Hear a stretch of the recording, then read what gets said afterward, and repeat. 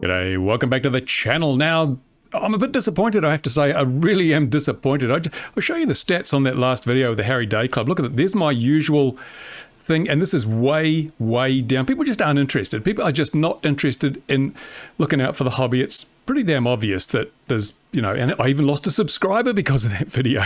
And I earned $7.57, which was well worth it for the 2 or 3 hours that were involved in making that video. That's my hourly rate, up to scratch as normal. But yeah, it seems that people just want to go along for a free ride. They don't want to be involved. They don't want to put in any effort to make this hobby better or even ensure the survival of the hobby. And I've been trying to explain to people, point out that the end game of all these people, I pointed out Google's end game. We all saw that. Their end game is to monetize the airspace. You won't be able to fly until you've paid them. They're not interested in delivering by drone. They're interested in controlling the airspace. We've seen that without any shadow of a doubt as a result of my looking into their submission on the New Zealand consultation. And here's another example of what I'm talking about. Now, this slide, this is on the SUAS news website. Great site, worth looking at now and then. Go and have a look. Gary's a good friend. And this is a webinar that's supposed to be coming up by Eno. I think I don't know who Eno are, but this slide here, let's see if I can bring it up to full screen. That's bigger screen, that's better. Hopefully you can see that. I'll try and zoom in if I can. But this is apparently from the FAA. The FAA were the source of this. So I was told, and this is their end game. Now look here we have the hobbyist pilot. And if you're a hobbyist pilot working under a CBO, member of a CBO and a hobbyist, you must register. There's no testing requirement. You must follow the CBO safety guidelines. And then you can fly only in a FRIA, restricted to a FRIA. So this level of operation is restricted to a FRIA, right? Got that? So that's all the AMA members and whatever. Then if you're a non-CBO, that means you're someone who doesn't belong to the AMA. You don't belong to one of these yet-to-be-announced community-based organisations, but you're a hobbyist pilot. Then you must register. You must pass the enhanced trust test. You must possess and follow, Possess and follow safety standards. And then flight is allowed in Class G airspace. But look at this. This is the kicker. No FPV, no BV loss, or electronic path, or commercial operations. Now, the key thing, and there's no FPV. Ultimately, the goal is that if you're not flying in a FRIA, you won't be able to fly FPV. Is that acceptable to you people? It's not acceptable to me. If I was living in the USA, I'd be kicking up a storm. Now, as I say, I have been told that this slide came from an FAA presentation. This is what they're looking at for an end game. At the moment, yeah, sure, you can fly FPV outside of the constraints of a FRIA, but for how much longer? The evidence of these end games is slipping out.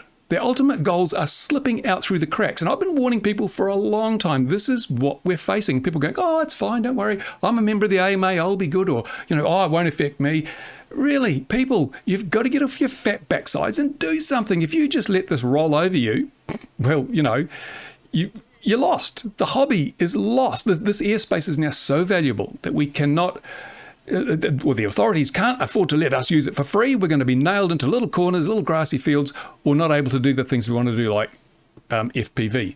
And it gets even crazier, because if you're a Part 107 commercial pilot, you must register, you must pass an FAA commercial RPC test, you must possess and follow safety standards, you're allowed commercial operations, you're allowed to fly FPV, BV loss, electronic path, whatever that is, waypoints, I suppose. But then it goes even crazier. Under Part 107, you're not allowed to fly fixed wing or crew. I don't know what that means, fixed wing or crew, but you're not allowed to fly fixed wing. This is outside of Class G, I assume, but it says it's including Class G. So having a 107 does not allow you to fly fixed wing, according to this chart. Only multi-rotor, because of course the regulators don't understand the difference between a fixed wing model aircraft and a Phantom 4. But according to this, the end goal is no fixed wing unless you have a rating.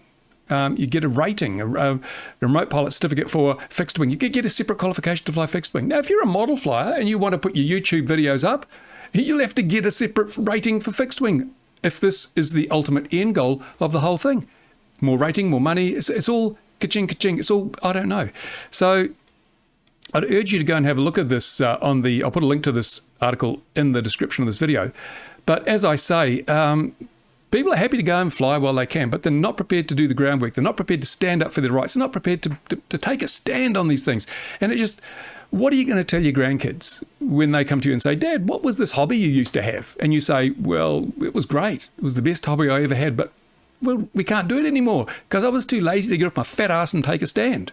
That's the situation we're facing. I wish people would just wake up to this. I have alerted people over and over again, and now, as I say, the evidence is seeping out. The truth is coming out. But by the time everyone realizes, it'll be too late. You can't get it back when it's gone. You've got to fight up to hold on to it while you've got it, people. Seriously. So this is another video that'll probably get bugger all in the way of views, because it's people just want to ignore the reality, I think. They just don't want to think about it because the thought of losing the hobby is too horrifying. We best just pretend that video that Bruce did showing us the facts to prove what he's been saying, we'll just pretend that doesn't exist.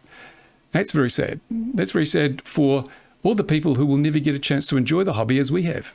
It's very selfish of those people who just sit around and go, nah, it'll be right. No, sorry. Bit of a downer today, this video, but it has to be said. I call a spade a spade. And at the moment, our community is a bunch of lazy buggers who won't get off their fat bums to protect the hobby they enjoy. And that is tragic.